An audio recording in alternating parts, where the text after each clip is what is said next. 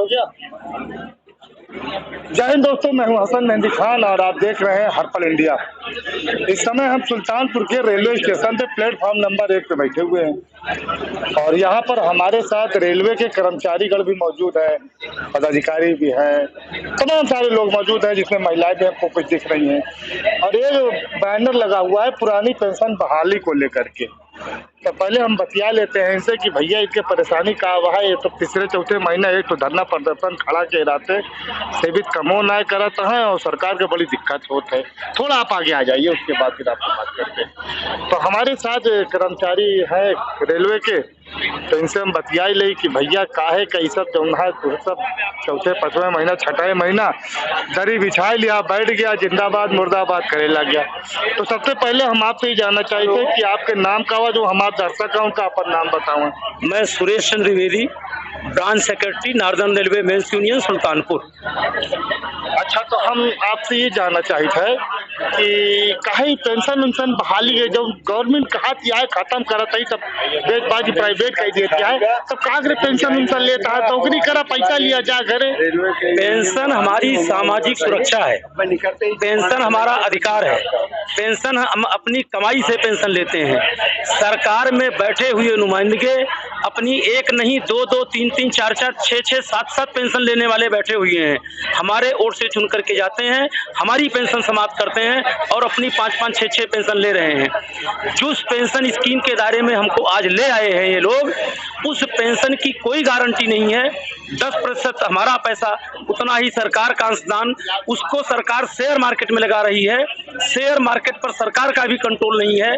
कब कौन सा हर्षद मेहता आएगा और शेयर बाजार को डुबा देगा, हमारी पेंशन की स्कीम की सारा पैसा उसमें चला जाएगा। और आज उसके दुष्परिणाम जो 2004 से पेंशन लागू हुई, उसके दुष्परिणाम अब आने शुरू हो गए हैं। जो कर्मचारी हमारे इस समय सेवानिवृत्त हो रहे हैं, जिनका मूल वेतन 50,000 है, उनको आज की तारीख में 2 से 2,500 रुपये पेंशन मिल रही है। आप सोच सकते हैं कि बुढ़ापे में वो 2 से 2,500 रुपये में आपकी कौन सी दवा कराएंगे, कौन सी यात्रा करेंगे, कौन सा कपड़ा पहनेंगे, कौन सा वो कार्य कर पाएंगे। जो सामाजिक सुरक्षा की सरकार की जिम्मेदारी है, सरकार उससे मुकर रही है। और हम लोग एक संयुक्त मोर्चा बना करके उसमें रेलवे के कर्मचारी, केंद्र सरकार के समस्त कर्मचारी, राज्य सरकार के समस्त कर्मचारी, सारे शिक्षकगण, सब लोग मिल करके आज से जो ये कार्यक्रम की शुरुआत है 10 फरवरी से और 20 फरवरी तक हम लोगों ने एक हस्ताक्षर अभियान कराया था पुरानी पेंशन बहाली के लिए, जिसको कि आज सुबह सुल्तानपुर ब्रांच ने 8,000 कुछ हम लोगों ने हस्ताक्षर ईमेल के द्वारा आदरणीय महामहिम राष्ट्रपति महोदया को भेजने का काम किया है। इसलिए कि वो अपने प्रभाव का इस्तेमाल करके सरकार को दबाव दें कि वो पुरानी पेंशन स्कीम की बहाली करे। नहीं, एक बात बताओ, गवर्नमेंट आपको सैलरी देती है, जो कुछ आपका देती है कम ज्यादा देती है, तो आपके पेंशन में ठेका का करे ले भाई। आप सबके पेंशन हमारी कमाई से सरकार देती है और ये एक सामाजिक सुरक्षा है। आदमी पूरा जीवन अपना जो है वो सरकारी नौकरी में लगा देता है, तो वृद्धावस्था में क्या वो ठोकर खाएगा, मारा फिरेगा? वो उसकी सुरक्षा की जिम्मेदारी सरकार की नहीं है। सरकार को उसकी सुरक्षा की जिम्मेदारी लेनी पड़ेगी और जो सरकार इस सुरक्षा की जिम्मेदारी का निर्वहन करने में विफल होगी, हम लोग उस सरकार को हटाने का काम करेंगे, जगह जगह प्रचार करने का काम करेंगे कि इस सरकार को नहीं आना चाहिए, क्योंकि ये अपनी जो जिम्मेदारी नागरिकों की है, जो सबका साथ और सबका विकास होना चाहिए, वो नहीं उसका निर्वाह कर रही है। इसलिए ऐसी सरकार को हम लोग सत्ता से बाहर करने का काम नहीं। आप ये कहे तो रहे अभी कि ऐसी सरकार को सत्ता से बाहर कर देनी चाहिए, ठीक है, हम आपकी बात मान लें, लेकिन जब यही चुनाव आता है, कोई भी चुनाव आता है, तो उस टाइम क्या हो जाता है, हिंदू बना मुसलमान हो जाता है और फिर तो वही सरकार काबिज हो जाती है। तो आप लोग एक उस पर रहते ही नहीं है, क्यों आप लोग ऐसा करते हैं? आज आप कह रहे हैं, आप पेंशन बहाली को लेकर के कह रहे हैं कि ठीक है हमारी पेंशन बहाल की जाए, नहीं तो हमें सरकार नहीं आने देंगे, लेकिन जब इलेक्शन होता है तो वही जातिवाद हो जाता है, उसके बाद फिर वही सरकार हावी हो जाती है। तो आपकी मांगे कैसे मानी जाएगी? सब कुछ के बावजूद, सारी चीजें होने के बावजूद अभी इस हिमाचल प्रदेश के इलेक्शन में कर्मचारियों ने अपनी ताकत को दिखाने का काम किया है। और दूर तो आप छोड़ दीजिए, आप केवल इसौली विधानसभा को ले लीजिए, ये कर्मचारियों के ही वोट की ताकत थी जिसकी वजह से भाजपा की सीट वो हार गई। और जो है सर हमारी बतिया आप सुना, सुल्तानपुर में 5 विधानसभा सीट हुआ है, अगर उमा से एक तो दूसरे के चली गए तो कौन बड़ी बात है, चाहे तो जो मैं मौजूदा सरकार को मैं कहना चाहता हूँ वो हारी और केवल कर्मचारियों के वोट से है जो है वो चारों और में कर्मचारी ना रहे का नहीं, उनकी उतनी संख्या थी, नहीं उनका प्रभाव डाल पाए, नहीं प्रभाव पड़ पाया। आगे पड़ेगा, हम लोग एक एक जगह प्रचार करेंगे जो है कि ये ऐसी सरकार को जाना चाहिए। मैंने एक उदाहरण दिया कि हिमाचल की सरकार अभी आपकी जो है इसी कारण से इनकी सरकार चली गई है और यही स्थिति रही तो आने वाले समय में, इसीलिए हम लोग अभी 1 साल बचा हुआ है और इस 1 साल में इतना मेहनत करेंगे कि वो जगह जो है इनके वोट बैंक पर असर पड़े, जिससे ये हम लोगों की बात को मानने के लिए मजबूर हों, और नहीं मानेंगे तो हिमाचल वाली हाल करेंगे। वो हिमाचल वो हिमाचल है, वहाँ पढ़े लिखे लोग ज्यादा हैं। ये यूपी और बिहार में शिक्षा नहीं है, यहाँ पे अशिक्षा है, यहाँ पे जातिवाद है। अगर आप ठीक है, आप रेलवे में है, बहुत सारे लोग रेलवे में है, लेकिन उसके बाद भी शिक्षा होने के बाद भी अशिक्षा है, क्योंकि जब मंदिर मस्जिद मुद्दा आ जाता है, हिंदू मुसलमान आ जाता है, तो होता नहीं तो मिश्रा जी खड़ा, मिश्रा जी दे पाए ताकि तू रुको नहीं। तो जब यहाँ पर ये चीज हावी है तब आप कैसे सरकार बदल सकते हैं? सब कुछ के बावजूद हमने एक आपको उदाहरण दिया, इसौली की सीट आपके सामने है। नहीं, इसौली तो वो खाते में आ गई, उसी गलती से आ गई, पूरा कोशिश था, कर्मचारियों के बैलेट से आई है। जैसे ही कर्मचारियों का बैलेट खुला है तैसे ही उनका जीत का आंकड़ा खत्म होकर के और वो सीट उनकी हार गई और वो दूसरी पार के पेंशन बहाली। जैसे मान लीजिए एक में आ गया, इसौली विधानसभा में आ गया, तो चारों में और में कादों में आ जाना चाहिए था। कोई बात नहीं है, जहाँ नहीं आया है आगे आएगा, हम लोग आगे मेहनत करेंगे, आगे आएगा, आगे सरकार के ऊपर इनके फर्क पड़ेगा और निश्चित रूप से पड़ेगा। पड़ा सब जगह है, कहीं हो सकता है कि परसेंटेज कम रहा हो, उसका असर कम पड़ा है, लेकिन आगे और ज्यादा असर पड़ेगा। ये हम सारे लोग आने वाले समय में निकलेंगे, गली गली गांव गांव घूमेंगे और सरकार की नीतियों को सबको बताने का काम करेंगे। और सरकार का जितना भी तंत्र है उसमें आप लोग भी आते हैं, हो सकता है आप ना हो, सारे पत्रकार भी लगे रहते हैं, उसके बावजूद उसकी नीतियों को विफल करने का हम लोग काम करेंगे जो है।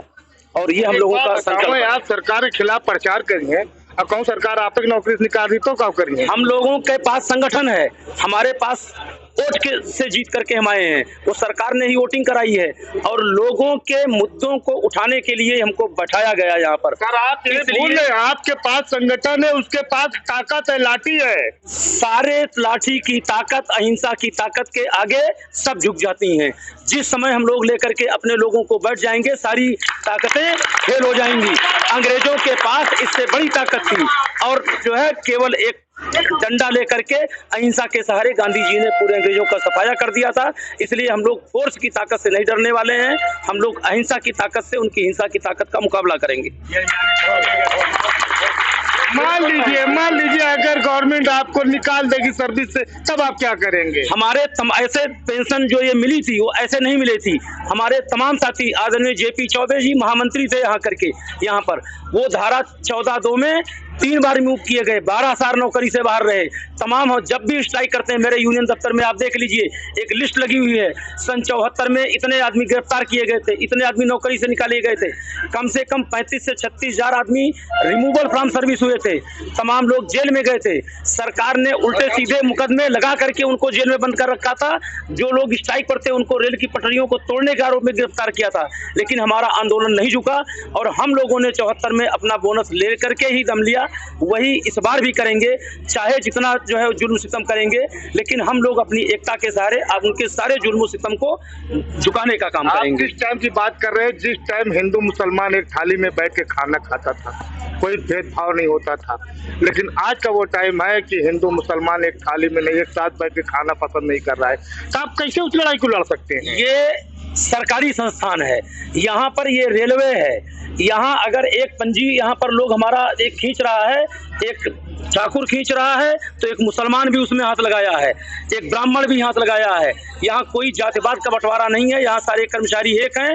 यहाँ पर अगर टिकट बाबू एक बैठा हुआ है तो चाहे वो हिंदू हो चाहे मुसलमान हो, और सबका स्वार्थ एक है, वो ये है कि पुरानी पेंशन स्कीम अगर नहीं मिली तो हम सब लोग मिल करके सरकार के इस नाजायज बातों का मुकाबला करने के लिए तैयार है। मतलब पेंशनिया लेके मनबा छोड़बा ना।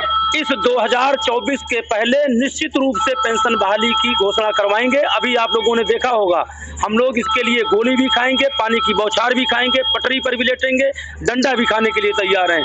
किसान से ज्यादा मजबूत हो जाएगा। किसानों ने देखिए, ये आपने किसान का नाम ले लिया, उनकी जय जयकार करनी चाहिए। उन्होंने जाड़ा, गर्मी, बरसात प्रत्येक सीजन में डेरा डाले रहे और अहिंसा के साथ उन्होंने बड़ी बड़ी कील कांटे लगवाए रोडों पर, किसी चीज की परवाह न करते उन्होंने अपने हक को लेकर ही वहां से उठे। वही हम लोगों का भी काम रहेगा। जो है किसी से कोई हमको तोड़फोड़ नहीं करना है, कुछ नहीं करना है, लेकिन अपने धरना प्रदर्शन और रेलों को, बेसरों को उसके सहारे अपने मांग को मनवाने का काम करेंगे। अगर सरकार आपकी बात को नहीं मानेगी तब आप क्या करेंगे? हमारा एक बिल्कुल इस समय जो ये प्रोग्राम चल रहा है, अभी 21 आज फरवरी है, हम लोग स्टेशन पर धरना प्रदर्शन कर रहे हैं। 21 मार्च को जिलाधिकारी कार्यालय पर सारे कर्मचारी मिलकर के करेंगे। 21 अप्रैल को लखनऊ में सभी कर्मचारी मिलकर के धरना प्रदर्शन करेंगे। धरना और प्रदर्शन ये दिखावा है, सरकार को हमें दिखाने और बताने का काम करेंगे कि अगर आप मेरी बातों को नहीं मानोगे तो उसके बाद जेल भरो आंदोलन और संसद के मानसून सत्र में संसद को घेरने का काम करेंगे। वहां पर इनकी पुलिस की डंडा, लाठी और पानी की बौछार हम लोगों को नहीं रोक पाएगी। हम लोगों को जो असर होगा, परंतु हम सरकार के गलत निर्णय का हर हाल में विरोध करेंगे। बगैर पेंशन ले मनी है ना, बिना पेंशन लिए ये लड़ाई अब नहीं बंद होने वाली है। ये लड़ाई चलते रहेगी। जो पार्टी पेंशन का समर्थन करेगी हम लोग उसके साथ जाएंगे। कम से कम हम हैं कर्मचारी, हमारे परिवार में जो मिनिमम कोई होगा 5 आदमी है, हमारे भी नाते रिश्तेदार हैं, हमारे भी जानने वाले हैं, उनको भी समझाने का काम करेंगे। और जो आम आदमी अपने जीवन की गाढ़ी कमाई लगा करके अपने बच्चों को पढ़ाता है, इस नियत से पढ़ाता है कि वो सरकारी जो है नौकर हो जाएगा, कहीं नौकरी पाएगा, उस नौकरी को भी ये सरकार छीनने का काम करेगी। इसलिए उनको भी अपने साथ जोड़ने का काम करेंगे कि इस लड़ाई में आम जनता भी हमारा साथ दे, क्योंकि ये लड़ाई केवल मेरी लड़ाई नहीं है। अगर हम हारे तो ये जो रेल है ये आम जनता की रेल नहीं रह जाएगी, ये केवल खास लोगों की रेल रह जाएगी। जिस तरीके से 2 गाड़ियों को इन्होंने प्राइवेट हाथों में दिया है उसमें आम आदमी नहीं बैठ सकता है। लखनऊ से और नई दिल्ली का किराया उसका 7-7, 8-8 हज़ार रुपये है। अगर आपको कल जाना है, आज टिकट लेने जाओगे तो हवाई जहाज के माफी उसका किराया बढ़ता है। वो आम आदमी की रेल नहीं रह जाएगी। जो आप 25 रुपये में लखनऊ पहुँच जा रहे हैं, आज देखिए गाड़ियों में जगह नहीं मिलती है। आम आदमी की जो यात्रा, सुगम यात्रा है, वो रेल से ही संपन्न हो सकती है। तो इसलिए इसको बचाने के लिए हम आम जनता का भी सहयोग लेंगे, उनको भी बताएंगे कि हम किस लिए ये काम कर रहे हैं। सरकार को जरूरत क्यों पड़ी कि रेल को प्राइवेट करने की जरूरत क्यों पड़ी? कहीं ना कहीं इसमें आपकी कमी है। हम लोगों की कोई कमी नहीं है। सरकार जानबूझ करके ऐसी चीजों को बताने और दिखाने का काम करती है, हमारे संसाधनों को कम करने का काम करती है। आज जिस डिब्बे को LHB का डिब्बा है, जिस डिब्बे को 25 करोड़ में खरीद करके बाहर से लाए थे, वो हमारे रेल के कर्मचारी आज 2 करोड़ रुपए में इसको बना करके देने का काम कर रहे हैं। इससे आप अंदाजा लगा सकते हैं कि सरकार क्यों चाहती है। वो 25 करोड़ रुपए में वहां से खरीदेगी, सरकार के मंत्री, नेता, अधिकारी कमीशनखोरी करेंगे और जो यहाँ हम बनाएंगे उस पर उनको कुछ नहीं मिलेगा। इसलिए वो चाहते हैं कि प्राइवेटाइजेशन लागू हो। हमारा जो इंजन, जो हम लोगों ने ABB इंजन खरीद के लाया था, आज उसके 10वें हिस्से से भी कम पूंजी में हम लोग बना करके देने का काम कर रहे हैं। जितना सरकार का लक्ष्य था उससे 1.5 गुना हमारी लालगंज की रायबरेली की फैक्ट्री कोचों का उत्पादन कर रही है। बावजूद इसके सरकार प्राइवेटाइज करने का काम कर रही है। वो दोषारोपण केवल करने का काम करती है, लेकिन हम लोगों के सामने हमारे सारे रिकॉर्ड हैं। उन रिकॉर्ड के सारे हम जो है बता सकते हैं कि प्राइवेट लोगों से सस्ते में अच्छे तरीके से हम लोग सारी चीज़ों का मैनेज कर रहे हैं। हम लोग कहते हैं कि अगर आप प्राइवेट लाना चाहते हो तो अपनी पटरी बिछाएं, अपना स्टेशन लगाएं, बनाएं, अपने स्टेशन मास्टर लाएं, अपने ड्राइवर लगाएं। आज की स्थिति क्या है? ड्राइवर हमारा, गार्ड हमारा, स्टेशन मास्टर हमारा, पटरी हमारी, कर्मचारी हमारे, और गाड़ी किसकी?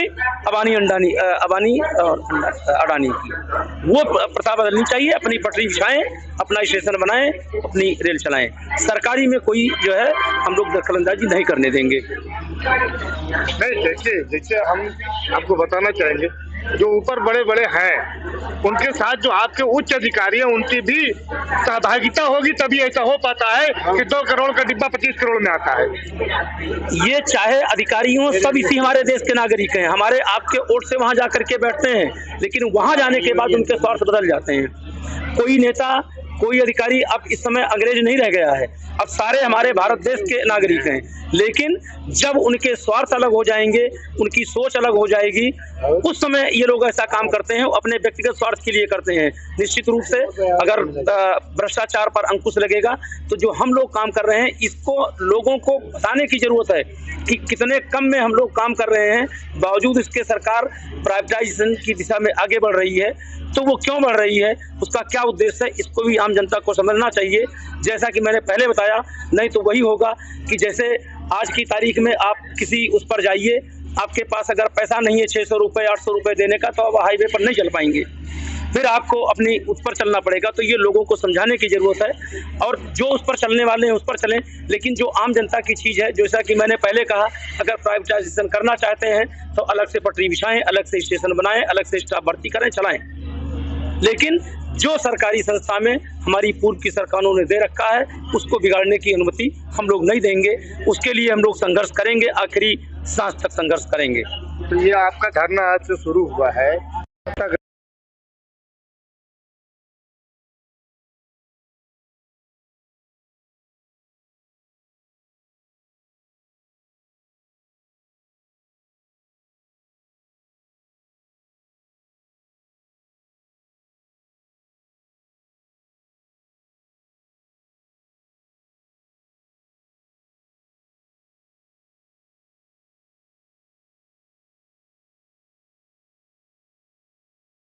ये बात को आप लोगों के माध्यम से, प्रिंट मीडिया के माध्यम से, आम जनता के माध्यम से, इसीलिए अभी जो हम लोगों ने हस्ताक्षर अभियान चलाया था वो आम लोगों के बीच में गए थे, स्कूल में गए थे, छात्रों के बीच में गए थे, सब्जी वाली के पास गए थे, मास्टर के पास गए, सबके पास गए थे, जिससे सरकार के पास तक हमारी बात पहुंचे।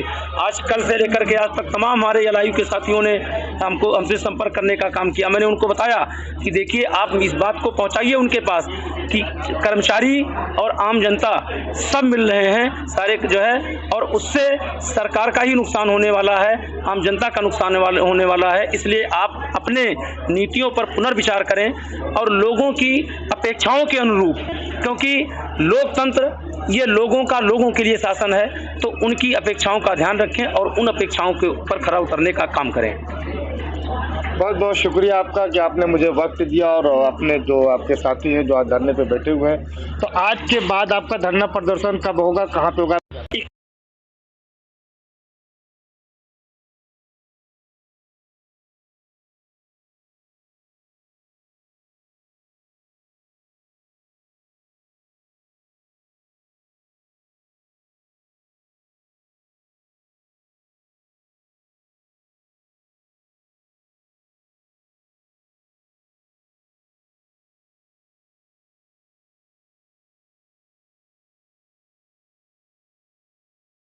बंद करने का हम लोग काम नहीं कर रहे हैं, बंद करने का काम वो नोटिस अलग से देंगे, जो है उस समय बंद करेंगे। अभी तो जैसा कि मैंने आपको पहले ही बताया है कि अभी ये प्रदर्शन इसलिए कर रहे हैं कि सरकार ये देख करके हमारे रोष को समझे और उस रोष को देख करके अपनी नीतियों को बदलने का काम करे।